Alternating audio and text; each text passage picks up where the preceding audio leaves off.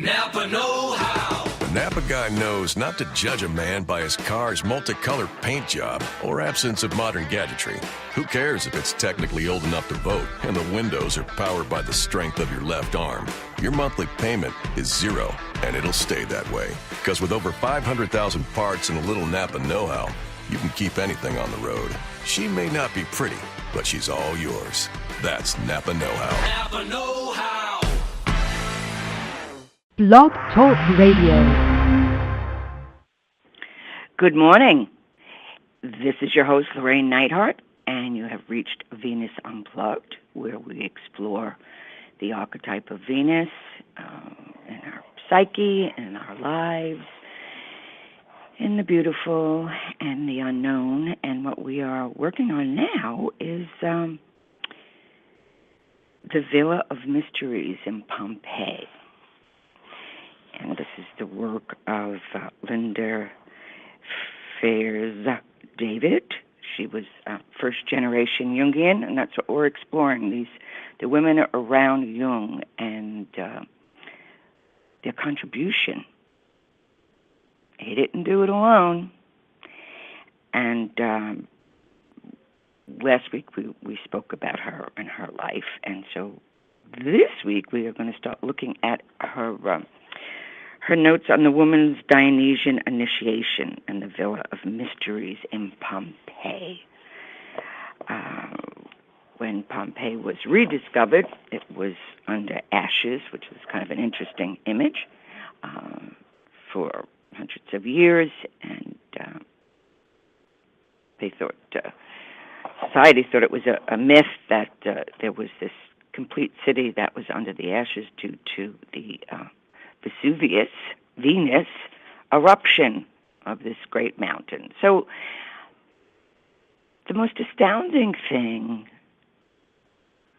about myth and archetypal worlds and the Jungian work and the way of psyche is that it's never a flat meaning, like, this is what it means and this is the description and you better stick with it.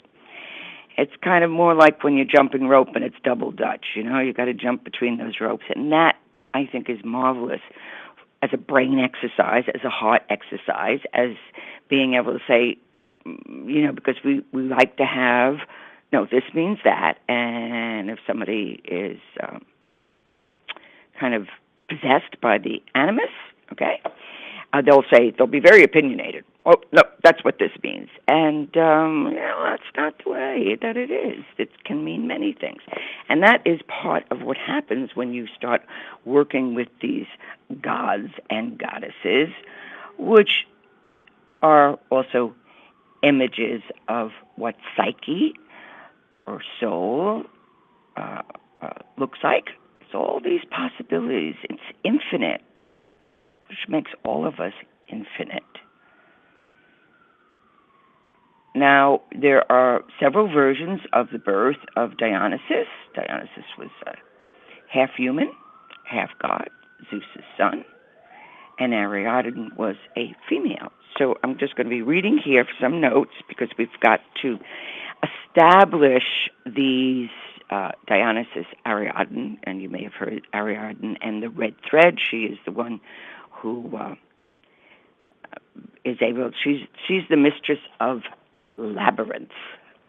We need Ariadne within to get us in and out of labyrinths in life.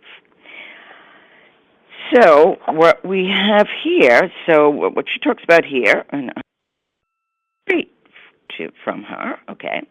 In order to be clear, we must include some introductory notes on the meaning of the central picture in the initiation. So the first picture, the initiation, the Villa of Initiations, is a series of painted frescoes. And the initiate would have to go through every one of these frescoes and what it meant. Now, initially, historians thought that this was an initiation rite for young brides, but there's other meanings for it too. It could also be initiation for death, for transformation, which certainly is the gods Dionysus' fate. It's also the fate of artists. They're constantly being moved by Dionysus and Ariadne. They're either using the red thread to find the image that they're trying to express. And they get fragmented and broken apart, and there's a certain horror and a certain ecstasy, and all that goes on in the creative moment or any birthing moment. You're in the presence of life and death. So this particular god, Dionysus, you could read on, and it continues to give images that at times looks like they contradict, but they don't. They're just opposite. An opposition is not a contradiction. It's its opposite.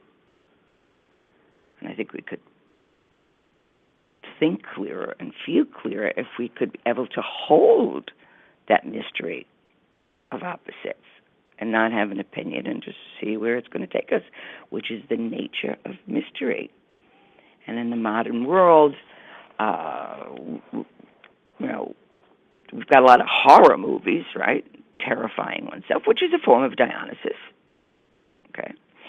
But it's very hard for the modern person to tolerate the tension of a mystery, the unknowing.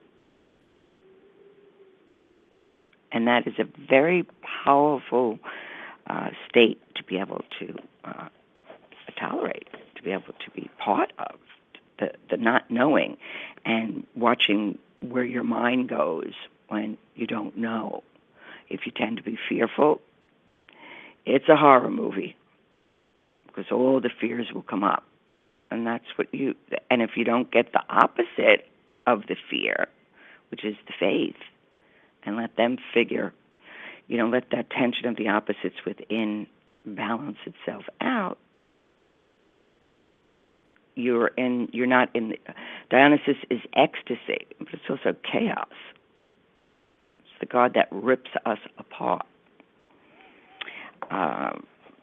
So, as I said, Dionysus is and Ariadne, and they're married. And actually, Dionysus, with all his god of madness and ecstasy and wine and chaos, it's one of the one couples in the realm of the gods that are faithful to one another.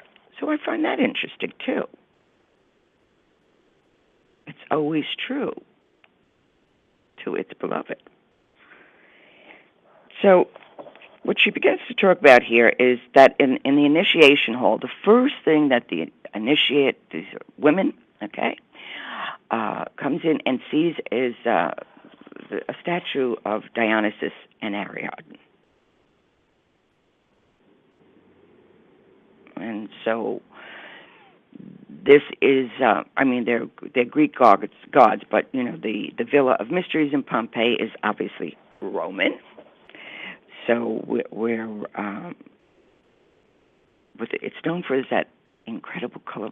It's almost like a pomegranate red of Pompeii. It's quite extraordinary.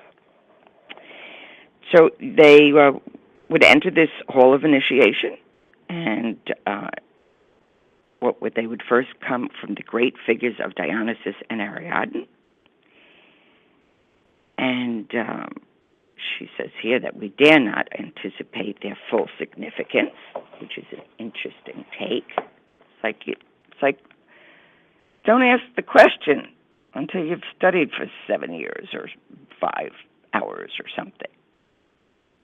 Because when we ask a question prematurely, we're asking out of anticipation. We don't want to suffer the ego being blown apart, not knowing it wants to know.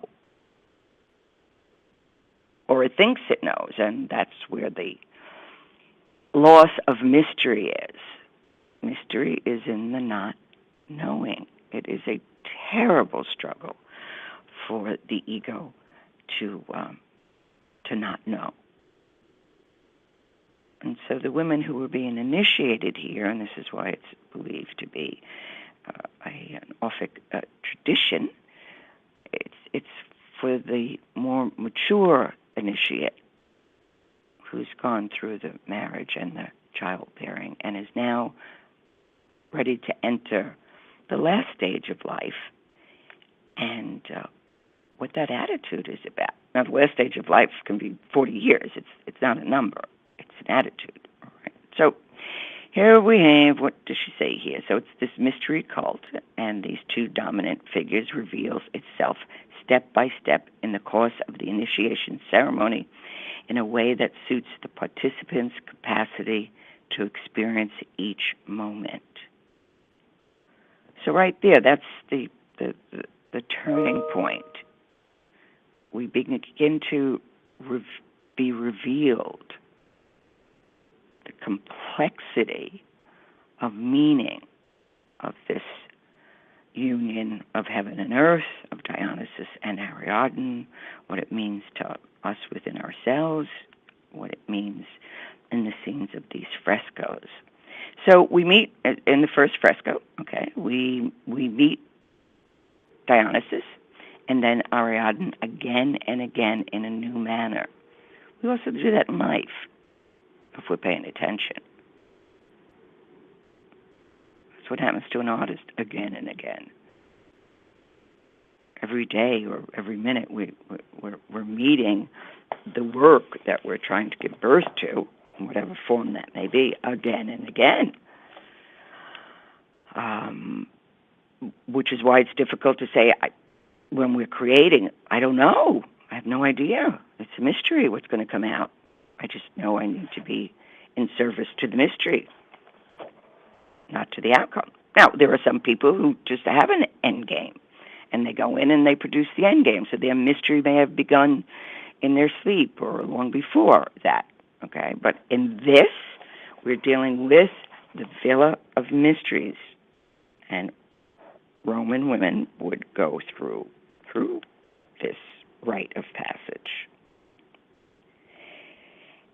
And so as we begin to learn to understand their meaning, we also observe how the participant in the mystery came to know them. She feels that Dionysus and Ariadne are the personification of the self and becoming a self, which is really an exquisite image. Through the chaos and through the battles and transformation within us. So in the Orphic, okay, that's too hard for me to say first thing in the morning. I'm still in the sleep time. Okay. In the Orphic cult, it is Dionysus' fate that the participant in the mystery relives. It is possible that the prominence of the godlike demonic figure had caused certain modern researchers to pretend to be naive in relationship to the meaning of the frescoes and to maintain that it was only a preparation for a wedding. See, in the fear of early Christendom, which saw in Dionysus the diabolical rival of Christ, and also the fear of the Middle Ages, which saw him as the king of witches, continues to echo today, which is kind of interesting because tomorrow's Halloween. So we all have a little bit of Dionysian energy going on within us. Don't you love when synchronicity happens? Didn't even realize that until I just read this. So we're in a Dionysus frame of mind in the next 24, 48 hours. So the chaos breaks out, or it can be in the trick or treat. We can dress as angels or demons, depending on this reenactment, this Dionysian energy. All right. So for the Christians, Dionysus was the devil. So in the older version, Dionysus was a sinister figure. He was the ruler of the dead and of souls, who stormed through the forest with legendary demiads and bore his devotees violently away into orgies, but who also lent them the gift of prophecy. So the ancients were terrified of Dionysus because he was a god that just showed up. He didn't have a temple on the mountain that you go worship to and sacrifice to. No, he would just show up. And the women, which were called the Maeads, they would go mad with this Dionysian energy. And they would run from their well-respected positions as wives and mothers or hatars or whatever they were busy doing and follow him. And there was this mad ripping apart. Now, anyone who's ever had a depression or moments of great transformation, we know what that being ripped apart internally is about. We're fragmented. We're ripped apart.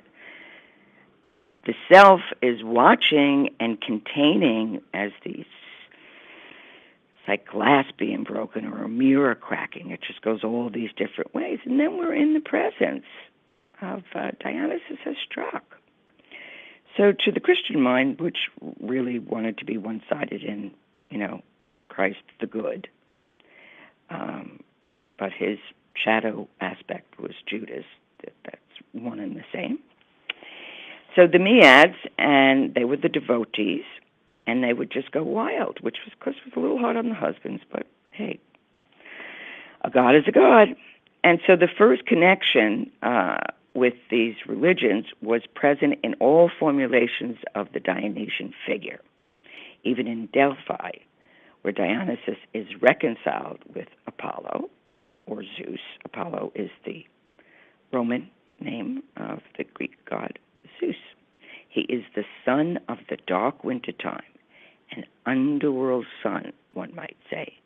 And even there, he was worshipped with frenzy. It is Hades for whom they rave and celebrate feasts. That is, death is in the air near Dionysus. He is the wild huntsman, but also the hunted wild creature. He is the devourer, and also the one who is devoured.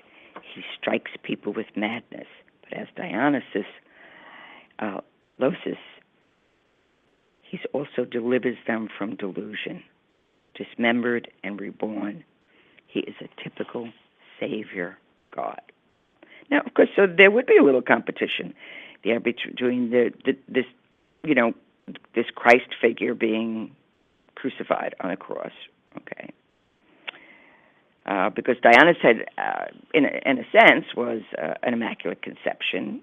Hera, which was Zeus's wife, found out that Zeus once again was unfaithful, which was nothing new, and similarly, which was a woman, was having an affair with Zeus because she didn't know that it was Zeus, and that's where Dionysus was conceived. This is one version.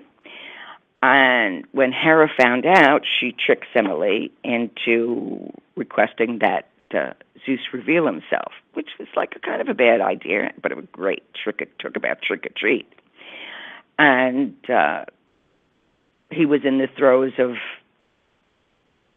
Amor and granted her wish. And, of course, as he became the blinding sun, Semele burned up. He took pity on the child in her womb and put it in his thigh and gave birth through his thigh. So that's one of the versions of Dionysus, male god worshipped by women. Okay. He's also, in the Orphic tradition, he is the son of Zeus in the form of a snake and of Persephone, and is such called Dionysus Zagreus. And here, once again, jealous Hera incites the Titans against the young huntsman, and it is said that during his flight he takes the form of animals. He becomes a kid, a deer, a bull. The Titans nevertheless overtake him. So the Titans were the powerful ones, the giants before the Zeus and the other gods came into power. And the Titans nevertheless overtook him, tore him apart, and eat the pieces. Only his heart is saved by Pallas Athena. She brings it to Father Zeus. Zeus shatters the guilty Titans with a lightning bolt, and they burn to ashes. And from these ashes, however, according to the Orphic tradition, human beings originate. And this is the Orphic teaching, that human beings have therefore inherited the nature of the Titans and their guilt. Okay? In this Greek tradition, therefore, the inherited guilt is parallel with the Christian original sin. With the guilt, however, all human beings have also inherited in the ashes of the Titans a particle, okay, God, whom they have devoured. We can also see that as the cosmic Great Bang story, that we all have an aspect of the shattering Great Bang in us, okay? So since human beings are torn by the conflict raging within them between their Titan nature and the divine part, which is their immortal soul, the Orphic mystery cult seeks to atone for the Titan guilt and to free humans from their conflict. As they ceremonially relive the fate of the god, if the humans die in the mystery ceremony, as the god did, their divine spark is freed and unites itself with God. Now, it's not a literal death, but this is what they were playing out in these mystery schools, in these places. So the woman had to die to the old way of life and be born into a new level of union with her soul. So there are two traditions about the rebirth of the god. According to one, Zeus hid the heart of Zagreus in his thigh and brought him into the world again himself. According to the other, he gave his heart to his earthly love, Semele, Semele, in a drink. And as she bore the new Dionysus, Zeus killed her with his lightning bolt. In this connection, one spoke of Dionysus as the thrice-born, born once of Zagreus, Zeus, once through the Zai of Zeus, and once through Semele.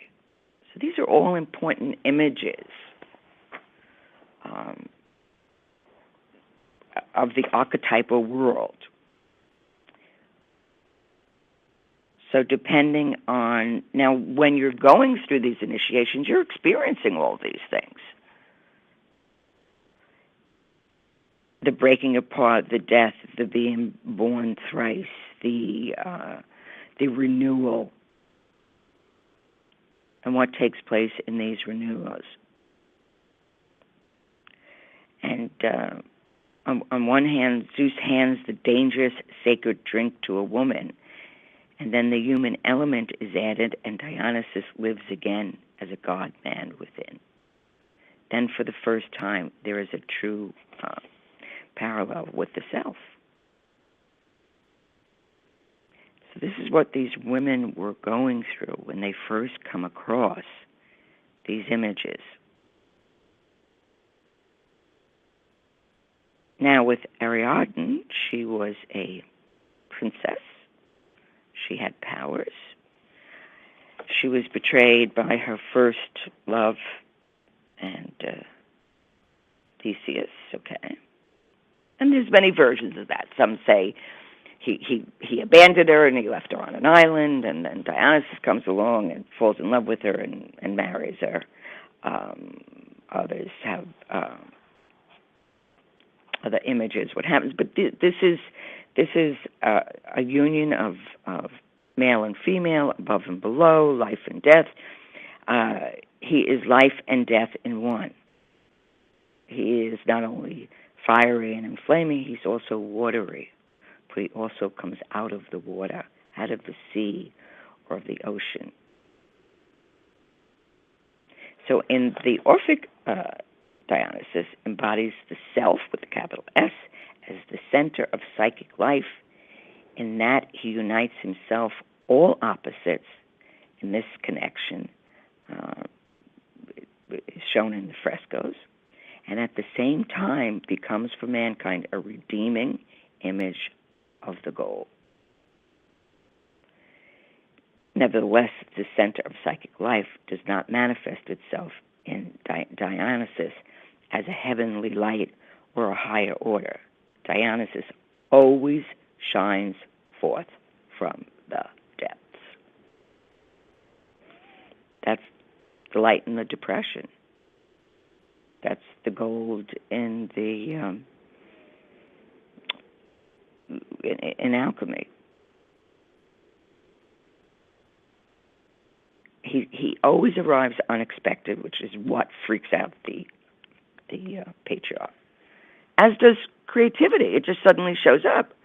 You think about it. You think, we call it a creative block, but it's not a block. It's just we're waiting for Dionysus to arrive, and he suddenly arrives, and then we're off and running. Hopefully, if you deny that, you're really going to be depressed for no particular reason, just your refusal. He is always entirely unexpected, that which overtakes one, shuddering, an irrational emotional event that wells up, shock that befalls us from which we cannot withdraw. But Dionysus is still more, for that which always remains alive with him, and which never dies, and for which the renewal is the result in his heart. In its deepest sense, this is the essence of the Dionysian beating heart, loving glow. Consequently, where Dionysus appears as a symbol of the self, there in the center stands the heart, and with it the whole gamut of feelings, from the bittersweet of the heart-rending passion to the deadly peril of love, to the rejoicing with and having sympathy for all living creatures, and to the strange feeling of new, highest values through which the human heart and human depths can be seized, transformed, and redeemed. But the whole meaning of Dionysus, of our mystery cult, arises from his union with Ariadne. Campania, who was a very famous mythologist, once said there is in the Greek mythology no other couple that can be compared to Dionysus and Ariadne. And truly, this is the one couple, the masculine and the feminine, the divine and the human, pervade one another completely and are therefore transformed. So we all have this within us. Whether as a woman we have our animus, as a male he has his inner anima. So Ariadne was the daughter of the mythic Cretan king Midas.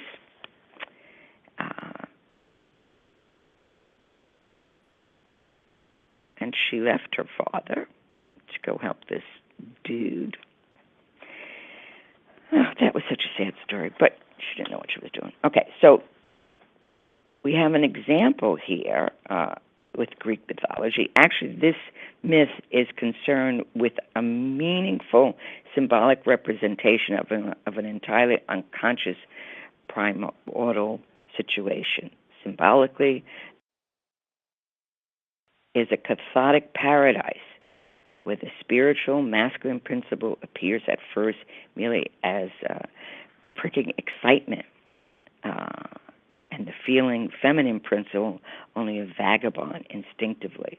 All forces rule here, the divine and the animal, the life-bestowing and the life-destroying, and they are undifferentiated as they are holy. Going through this villa of mysteries, you need to understand when there was the split off, when the patriarch began to take over, they wanted to get rid of Dionysus. Okay, they did not want that feminine aspect of Ariadne, and so that goes on with us. So now we're in the realm of Dionysus and Ariadne in our version of Trick or Treat and Death and All Souls Day. So notice when chaos comes in, and perhaps relate to it as the potential for ecstasy, if we could tolerate its difference, if we could tolerate, like, okay, this is chaotic, I don't know what I'm doing, create some art and do a dance or whatever one needs to do so that Dionysus and Ariadne within can be met. We will continue with the mysteries next week. So, see you then. Bye.